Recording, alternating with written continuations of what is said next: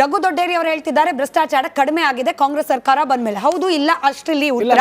ಎರಡನೇದು ಇವತ್ತಾದ ಮೀಟಿಂಗ್ ನಿಂದ ಏನಾದ್ರೂ ಪ್ರಯೋಜನ ಆಗುವ ನಿರ್ಧಾರ ಆಗಿದೆಯಾ? ಕಡಿಮೆ ಆಗಿಲ್ಲ, ಅದು ಮಾತ್ರ ಒಂದು ಉತ್ತರ. ಆಮೇಲೆ ಇನ್ನೊಂದು ವಿಚಾರ ಹೇಳ್ತೀನಿ ಕೇಳಿ. ಸರ್ಕಾರ ಬಂದು 1 ವರ್ಷದ ಮೇಲಾಗಿದೆ. ನಾವು ಇವತ್ತು ಕರಿಬಹುದು, ನಾಳೆ ಕರಿಬಹುದು, ನಮ್ಮ ಸಮಸ್ಯೆಗಳನ್ನು ಬಗೆಹರಿಸ್ತಾ ಕಾದು ಕೊನೆಗೆ ನಾವೊಂದು ಕಡೆ ಪ್ರೆಸ್ ಮೀಟ್ ಮಾಡಿ 21 ಗಡುವು ಕೊಟ್ಟು ಶಾಲೆಗಳನ್ನು ಬಂದ್ ಮಾಡ್ತೀವಿ ಅಂತ ಹೇಳುದು, ಒಂದ್ ಕಡೆ ಕ್ಯಾಂಪ್ ಶಶಿಕುಮಾರ್ ಅವರು ಕಪ್ಪು ಬಡಿ ಧರಿಸ್ತೀವಿ ಅಂತ ಅವರೊಂದು ಹೇಳಿಕೆ ಕೊಟ್ಟ ಮೇಲೆ ಕರೆದಿರೋದು. ಅದಕ್ಕೆ ಮೊದಲು ನಮ್ಮನ್ನ ಮಾತೇ ಆಡ್ಸಿಲ್ಲ, ಇಲಾಖೆ ಅಧಿಕಾರಿಗಳು ಮಾತಾಡ್ಸಿಲ್ಲ, ಮತ್ತೆ ಮಿನಿಸ್ಟರ್ ಮಾತಾಡ್ಸಿಲ್ಲ. ಈಗ ಕರೆದಿದ್ದಾರೆ, ಒಪ್ಕೊಂತೀನಿ. ಆದ್ರೆ ಇವತ್ತು ನಡೆದಂತಹ ಒಂದು ಸಭೆಯಲ್ಲಿ ಏನು ನಮ್ಮ ಇವ್ರು ಹೇಳಿದ್ರು ದೊಡ್ಡೇರಿಯವರು, ನಿಜ, ಅದನ್ನ ನಾನು ಒಪ್ಕೊಂತೀನಿ. ಯಾಕೆಂದ್ರೆ ನನ್ನ ಸಮ್ಮುಖದಲ್ಲೇ ನಾನೇ ಚರ್ಚೆ ಕೂತಿದ್ರಿಂದ ಮಿನಿಸ್ಟರ್ ಅವರು ಒಂದು ಮಾತು ಹೇಳಿದ್ದಾರೆ, ಫೈರ್ ಸೇಫ್ಟಿ, ಬಿಲ್ಡಿಂಗ್ ಸೇಫ್ಟಿ ಮತ್ತೆ ಕನ್ವರ್ಷನ್ ಆದೇಶಗಳು ನನ್ನ ಇಲಾಖೆ ಮಾಡುವಂಥ ಆದೇಶಗಳಲ್ಲ. ಅದು ಕಮಿಷನರು ಫೈರ್ ಸೇಫ್ಟಿ ಮಾಡಬೇಕು, ಆಮೇಲೆ PWD ಚೀಫ್ ಇಂಜಿನಿಯರ್ ಮಾಡಬೇಕು, ಹಾಗೇನೆ ಕನ್ವರ್ಷನ್ ಸಂಬಂಧಪಟ್ಟಂಗೆ ಪೌರಾಡಳಿತದ ಸಚಿವರು ಮತ್ತು ಕಾರ್ಯದರ್ಶಿಗಳ ಸಮ್ಮುಖದಲ್ಲಿ ಬದಲಾವಣೆ ಅಥವಾ ಏನು ಮಾಡ್ಬೋದು ಅಂತ ಚರ್ಚೆ ಮಾಡಬೇಕು ಅಂದಾಗ ಅವಾಗ ನಾನು ಕೇಳಿದೆ, ಒಂದು ಯಾವ ರೀತಿ ಸಾಲ್ವ್ ಮಾಡ್ತಾರೆ ಈ ಪ್ರಾಬ್ಲಮ್ ಅಂತ ನಾನೇ ಪ್ರಶ್ನೆ ಮಾಡಿದಾಗ ಸಚಿವರು ಪ್ರಿನ್ಸಿಪಲ್ ಸೆಕ್ರೆಟರಿ ನಿತೀಶ್ ಕುಮಾರ್ ಸಿಂಗ್ ಮತ್ತು ಮೇಡಮ್ ಕಾವೇರಿ ಮೇಡಮ್ ಜೊತೆನಲ್ಲಿ ಮಾತನಾಡ್ತಾ, ನೋಡಿ ನೀವೇ ಇನಿಷಿಯೇಷನ್ ತಗೋಬೇಕು, ನೀವು ಒಂದು ಲೆಟರ್ ಕೊಡಿ, ರೂಪ್ಸಾ ಕರ್ನಾಟಕದ ಅಧ್ಯಕ್ಷರು ಒಂದು ಲೆಟರ್ ಕೊಡಿ, ಇವೆರಡು ಲೆಟರ್ಗಳನ್ನ ನೀವೇ ಪರ್ಸ್ಯೂ ಮಾಡಬೇಕು, ಇಲಾಖೆಗಳಿಗೆ ಸಂಘಟನೆಯವ್ರನ್ನು ಕರೆದು ಅವ್ರ ಜೊತೆಲಿ ಕೂತ್ಕೊಂಡು ಇದನ್ನ ಏನು ಸರಳೀಕರಣ ಮಾಡೋದಕ್ಕೆ ಸಾಧ್ಯತೆ ಇದೆ ಅದನ್ನ ನೀವು ಮಾಡಿ ಕೊಡಬೇಕು ಅಂತ ಹೇಳಿ ಅವ್ರಿಗೆ ತಾಕೀತು ಮಾಡಿದ್ರು. ಆವಾಗ ನಮ್ಗೆಲ್ಲೋ ಒಂದು ಕಡೆ ಸಮಾಧಾನ ಆಯಿತು. ಅಟ್ಲೀಸ್ಟ್ ಇಷ್ಟು 1 ವರ್ಷ ಆದ್ರೂ ನಮ್ಮನ್ನು ಕೇಳಿರ್ಲಿಲ್ಲ, ಅಟ್ಲೀಸ್ಟ್ ನಾವು ಸ್ಟ್ರೈಕ್ ಮಾಡ್ತೀವಿ ಅಂತ ಹೊರಟಾಗಾದ್ರೂ ಕರೆದು ಇದಕ್ಕೊಂದು ಪರಿಹಾರ ಕೂಡ ಕೊಟ್ರಲ್ಲ ಅಂತ. ಬಟ್ ಶಶಿಕುಮಾರ್ ಸರ್ ಹೇಳಿದಾಗೆ ಹೈಕೋರ್ಟ್ ಆದೇಶಗಳಾಗಿದ್ರು ಯಾಕೆ ಇಂಪ್ಲಿಮೆಂಟ್ ಮಾಡಲಿಲ್ಲ ಅನ್ನೋದು ನಮ್ಮ ಪ್ರಶ್ನೆ. ಯಾಕೆಂದ್ರೆ ಅದು ಪ್ರಾಸ್ಪೆಕ್ಟಿವ್ ಆಗಿ ಮಾಡಬೇಕು ಅಂತ ಹೇಳಿದೆ ಆದೇಶದಲ್ಲಿ, ರೆಟ್ರಾಸ್ಪೆಕ್ಟಿವ್ ಆಗಿ ತಗೋಬಾರ್ದು ಅಂತ ಹೇಳಿದೆ. ಸಂವಿಧಾನದಲ್ಲೂ ಇದೆ ಪ್ರಾಸ್ಪೆಕ್ಟಿವ್ ಆಗಿರ್ಬೇಕು ಯಾವುದೇ ಆದೇಶ, ರೆಟ್ರಾಸ್ಪೆಕ್ಟಿವ್ ಆಗಿ ಬರಬಾರ್ದು ಅಂತ ಸಂವಿಧಾನ ಹೇಳುತ್ತೆ. ಅಂದಮೇಲೆ ಯಾಕೆ ಇಲಾಖೆಯವರು 20 ದಿವಸ ಆದ್ಮೇಲೆ ಮತ್ತೆ ಮೇಲ್ಮನವಿಗೆ ಹೋಗ್ಬೇಕಾಗಿತ್ತು? 20 ತಿಂಗಳು ಸಾರಿ 20 ತಿಂಗಳು ಆದ್ಮೇಲೆ ಯಾಕೆ ಅವ್ರ ಮೇಲ್ಮನವಿಗೆ ಹೋಗ್ಬೇಕಾಗಿತ್ತು? ಅನುಮಾನ ಏನ್ ನಿಮ್ಗೆ? ಯಾಕೆ ಈ ರೀತಿ ನಡೆ? ಯಾಕೆ ಅನುಕೂಲ ಏನು ಸರ್? ಉತ್ತರ ಕೊಡ್ತೇನೆ, ಹೇಳಿ ಸರ್, ಹೇಳಿ. ನಿಮ್ನ ಇರುವಂತ ಸತ್ಯ, ಮಾನ್ಯ ಮುಖ್ಯಮಂತ್ರಿಗಳ ಹತ್ರ ನಾನೇ ಖುದ್ದಾಗಿ, ನಾನು ಪುಟ್ಟಣ್ಣ ಎಲ್ಲಾರು ಕೂಡ 3 ಬಾರಿ ಭೇಟಿ ಕೊಟ್ವಿ. ಮಾಡೋಣ, ಮೀಟಿಂಗ್ ಮಾಡೋಣ, ನನಗೂ ಸಮಸ್ಯೆ ಗೊತ್ತಾಗಿದೆ ಅಂದ್ರು. ಅರ್ಧ ಗಂಟೆ ಅವ್ರಿಗೆ ಸಮಯ ಸಿಗ್ಲಿಲ್ಲ. ಮಾನ್ಯ ಶಿಕ್ಷಣ ಮಂತ್ರಿಗಳಿಗೆ ಅನೇಕ ಬಾರಿ ಕೇಳಿದ್ವಿ, ಸಮಯ ಸಿಗ್ಲಿಲ್ಲ. ನಾವು 8 ಸಂಘಟನೆಗಳು, ನಮ್ದು ಸಮನ್ವಯ ಸಮಿತಿ, ಅದರ ಮುಖಾಂತರ ನಿರ್ಧಾರ ತೆಗೆದುಕೊಂಡ್ವಿ. ನಾನು ಲೇಪಾಕ್ಷಿ ಅವರಿಗೂ ಕರ್ದೆ, ಅವರು ಒಳ್ಳೇದು ಸರ್ ಮಾಡೋಣ ಅಂತ ಹೇಳ್ಬಿಟ್ಟು ಅವ್ರು ಒಂದಿನ ಮುಂಚೆ ಹೋಗಿ ಅವರು ಅದನ್ನ ಮಾಡಿದ್ರು. ಆದ್ರೆ ಸಮಸ್ಯೆ ಏನು?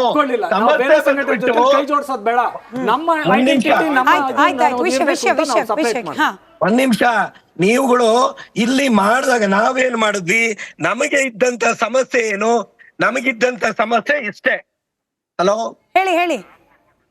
ನಿಮ್ ವಿಡಿಯೋ ಬರ್ತಿಲ್ಲ, ನಿಮ್ ವಾಯ್ಸ್ ಮಾತ್ರ ರೀಚ್ ಆಗ್ತಾ ಇದೆ ಶಶ್ ಸರ್. ಅದು ಲೈಟ್ ಏನೋ ಆಫ್ ಆಯ್ತು ಅನ್ಸುತ್ತೆ, ಟ್ರಾವೆಲ್ ಮಾಡ್ತಿದ್ದೀರಿ. ಮೇಡಮ್ ಜಿ, ಕ್ಯಾಂಪ್ಸ್ ಆಗ್ಲಿ ಅಥವಾ ರೂಪ್ಸ್ ಆಗ್ಲಿ, ನಮ್ದು ರೂಪ್ಸ್ ಅವ್ರದ್ದು ಕ್ಯಾಂಪ್ಸ್, ನಮ್ಮ ಡಿಮ್ಯಾಂಡ್ಸು ಅವ್ರದ್ದು ನಮ್ದು ಒಂದೇ ಆಗಿದೆ, ಇಲ್ಲ ಅಂತ ಹೇಳಲ್ಲ. ಕೆಲವು ಅವರೊಂದು ತೀರ್ಮಾನ ತಗೊಂಡಿದ್ದಾರೆ ಕರಾಳ ದಿನ ಮಾಡಬೇಕು ಅಂತ. ನಾವು 21ಕ್ಕೆ ರಾಜ್ಯಾದ್ಯಂತ ಶಾಲೆಗಳು ಬಂದ್ ಮಾಡ್ತೀವಿ ಅಂತ ಹೇಳಿದ ಮೇಲೆ ನಮ್ಮನ್ನು ಕರೆದಿರೋದು. ಇಲ್ಲ ಅಂದ್ರೆ ಇಲ್ಲಿ ಶಶಿಕುಮಾರ್ ಅವರೇ, ನಿಯಮಗಳು ಅಲ್ಲ, ನೀವೇ ಹೇಳ್ದಾಗೆ ಕೋರ್ಟ್ನ ಆದೇಶಗಳಿದ್ರೂ ಕೂಡ ಪಾಲನೆ ಆಗ್ತಿಲ್ಲ ಅಂತಂದ್ರೆ ಯಾಕಿರಬಹುದು? ಸಣ್ಣ ಅನುಮಾನ. ಮುಖ್ಯವಾಗಿ ಇಷ್ಟೇ ಕಾರಣ, ಅಧಿಕಾರಿಗಳು ಏನಿದ್ದಾರೆ ಮೇಲಧಿಕಾರಿಗಳು, ಇವರೆಲ್ಲ ಕಳೆದ ಸರ್ಕಾರದ ಅಧಿಕಾರಿಗಳಾಗಿದ್ರಿಂದ ಮಾನ್ಯ ಶಿಕ್ಷಣ ಮಂತ್ರಿಗಳಿಗೆ ಎಲ್ಲವನ್ನ ಆದಷ್ಟು ಇವರು ಮಂತ್ರಿಗಳ ಗಮನಕ್ಕೆ ತರದೆ ಇವತ್ತಿನ ದಿನ ಆದೇಶಗಳು ಮಾಡಿರೋದ್ರಿಂದ ಇವತ್ತು ಕೆಂಡಾಮಂಡಲ ಆದ್ರೂ ಮಂತ್ರಿಗಳು. Shashikumar sir, I am sorry, ನೀವು ಇಷ್ಟೊತ್ತು ಹೇಳಿದ್ದೆಲ್ಲ ಕೇಳಿಸ್ಕೊಂಡೆ. ಮಂತ್ರಿಗಳ ಗಮನಕ್ಕೆ ಅಧಿಕಾರಿಗಳು ತರಲಿಲ್ಲ, ಆಯ್ತು ಒಪ್ಪೋಣ. ಮಂತ್ರಿ ಏನ್ ಮಾಡ್ತಿದ್ರು? 1 ವರ್ಷದಿಂದ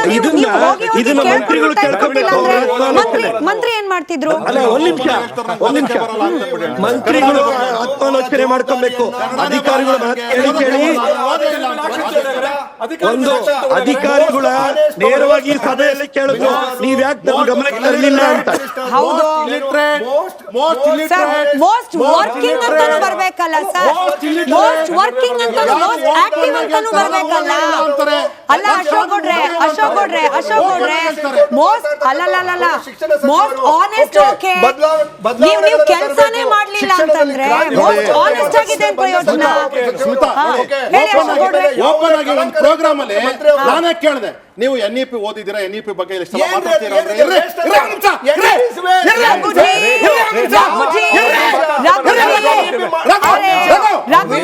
you should control yourself. Other people of Karnataka will control. You want Congress? Raghuji, you have to. ನಿಮಗೂ ಮಾತಾಡಕ್ಕೆ ಅವಕಾಶ ಇದೆ. You have to let others speak. You have to let others speak.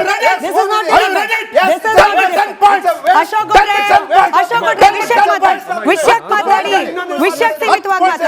ವಿಷಯಕ್ಕೆ ಸೀಮಿತವಾಗಿ ನಾನ್ ಕೇಳ್ತಾ ಇರೋ ಪ್ರಶ್ನೆ ಸಿಂಪಲ್. ರಘುಜಿ ಕೇಳಿಸ್ಕೊಳ್ಳಿ, ನಾವು NEP ಬಗ್ಗೆ ಮಾತಾಡ್ತಿಲ್ಲ ಇವತ್ತು. ರಘುಜಿ ಕೇಳಿಸ್ಕೊಳ್ಳಿ, ನಾವು NEP ಬಗ್ಗೆ ಮಾತಾಡ್ತಿಲ್ಲ. ಒಂದು ನಿಮಿಷ ರಘುಜಿ ಕೇಳಿಸ್ಕೊಳ್ರಿ.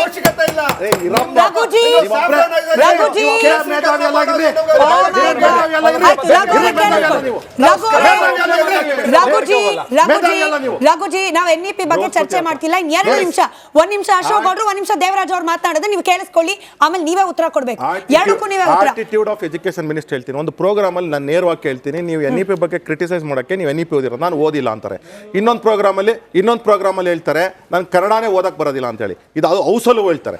ಇಷ್ಟೆಲ್ಲ ನಾಲೆಡ್ಜ್ ಇಲ್ಲದೆ ಇರತಕ್ಕಂಥ ಮಂತ್ರಿಗೆ ಹೋಗ್ಬಿಟ್ಟು ಎಜುಕೇಷನ್ ಮಿನಿಸ್ಟ್ರಿ ಕೊಟ್ಬಿಟ್ಟು ಕೋರ್ಟ್ ಆರ್ಡರ್ಸ್ ಆಗಿದೆ ಬಿಟ್ಬಿಡಿ, ಬೇರೆದೆಲ್ಲ ಬಿಟ್ಬಿಡಿ, ಕೋರ್ಟ್ ಆರ್ಡರ್ಸ್ ಆದ್ಮೇಲೆ ನೀವು ಇಂಪ್ಲಿಮೆಂಟ್ ಮಾಡಲಿಕ್ಕೆ ಒಂದು ಮೀಟಿಂಗ್ ಕರೆದ್ಬಿಟ್ಟು ಇಷ್ಟು 15 ತಿಂಗಳಾಗಿದೆ ನಿಮ್ಮ ಸರ್ಕಾರ ಬಂದು.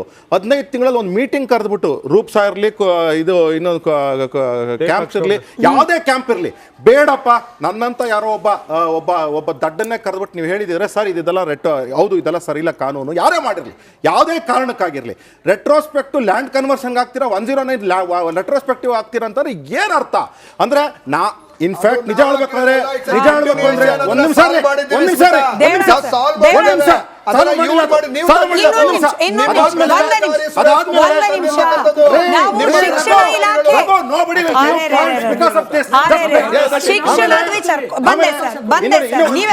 ಇನ್ನೂ ಒಂದು, ಈಗ ನಮ್ಮ ಈಗಾಗಲೇ ದೇವರಾಜ್ ಅವ್ರು ಹೇಳ್ತಿದ್ರು ಟ್ರಾನ್ಸ್ಫರ್ಸ್ ಒಂದೇ ದಂಧೆ ಅಲ್ಲ, ಇವ್ರು ಮಾಡ್ತಿರ್ತಕ್ಕಂಥ ಅನೇಕ ಕೆಲಸಗಳೇನಿದೆಯಲ್ಲ, ಕರ್ನಾಟಕ ಸರ್ಕಾರದ ದುಡ್ಡನ್ನು, ಕನ್ನಡಿಗರ ದುಡ್ಡನ್ನು ಲೂಟ್ ಮಾಡಿ ತೆಗೆದುಕೊಂಡೋಗಿ ಸೋನಿಯಾ ಗಾಂಧಿ ಅವ್ರು ಕೊಡ್ತಕ್ಕಂಥ ಕೆಲಸ ಮಾತ್ರ ಮಾಡ್ತಾರೆ. ಯಾಕೆ ಅಂದ್ರೆ ಎಜುಕೇಶನ್ ಡಿಪಾರ್ಟ್ಮೆಂಟ್ ಒಂದೇ ಅಲ್ಲ, ಹೆಲ್ತ್ ಡಿಪಾರ್ಟ್ಮೆಂಟ್ ಒಂದೇ ಅಲ್ಲ, ಹೆಲ್ತ್ ಡಿಪಾರ್ಟ್ಮೆಂಟ್ ಅಲ್ಲ ಗ್ಲೌಸ್ ಪರ್ಚೇಸಿಂಗ್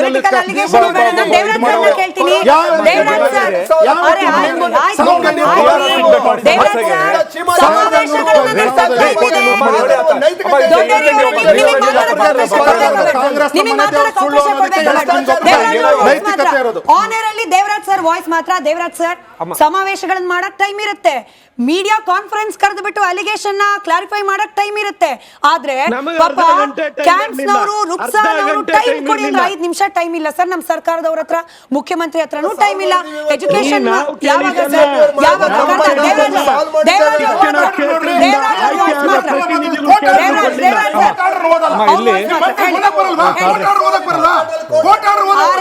ಭಗವಂತ ನಿಮ್ಮಿಬ್ರು ವಾಯ್ಸು ಇಲ್ಲ, ನಿಮ್ಮಿಬ್ರು ವಾಯ್ಸು ಇಲ್ಲ, ದೇವರಾಜ್ ಸರ್ ವಾಯ್ಸ್ ಮಾತ್ರ. ಏನಾಗಿದೆ ಅಮ್ಮ ಇವತ್ತು ಅಲ್ಲಲ್ಲ ಆತ ಬಂದಿರೋದೇ ಟೈಮ್ ನ ಇಲ್ಲಿ ಕಿಲ್ ಮಾಡಿ ಹೋಗ್ಬೇಕು ಅಂತ ಇಷ್ಟ ಆಗಿದೆ ಅಮ್ಮ. ಈಗೇನಾಗಿದೆ, ಇವ್ರ ಸಮಸ್ಯೆಗೆ ಒಂದು ಪರಿಹಾರ ಬೇಕಮ್ಮ. ಈಗ ಇವರು 5ಕ್ಕೂ ಹೆಚ್ಚು ಇಲಾಖೆಗಳಿಂದ ತರಬೇಕು ಅನ್ನೋದಕ್ಕೆ ಒಂದು ಸಿಂಗಲ್ ವಿಂಡೋ ಏಜೆನ್ಸಿ ಮಾಡಿಬಿಟ್ಟಿದ್ರೆ ಅದಕ್ಕೆ ಒಂದ್ ಕಡೆ ಹಾಕ್ಲಿ, ಇವರು ಎಲ್ಲ ಕಡೆ ಯಾಕೆ ಕಲಿಬೇಕು ಅಮ್ಮ? ಇದಕ್ಕೋಸ್ಕರನೇ ಒಂದೊಂದು ಶಾಲೆಯವರು ಒಬ್ಬ ವ್ಯಕ್ತಿನ ಅಪಾಯಿಂಟ್ ಮಾಡಿ ಎಲ್ಲಾ ಇಲಾಖೆಗಳಿಗೂ ಸುತ್ತಬೇಕು, ವರ್ಷ ಪೂರ್ತಿ ಸುತ್ತಬೇಕು ಅಮ್ಮ. ಇವತ್ತು ಮುಚ್ಚಳಿಕೆ ಬರ್ಕೊಟ್ಟವ್ರಿಗೆ ಕೇವಲ 1 ವರ್ಷ ಮಾತ್ರ ರಿನ್ಯೂವಲ್ ಮಾಡ್ತಾರಲ್ವಾ, ನೆಕ್ಸ್ಟ್ ಇಯರ್ ಅಗೈನ್ ರನ್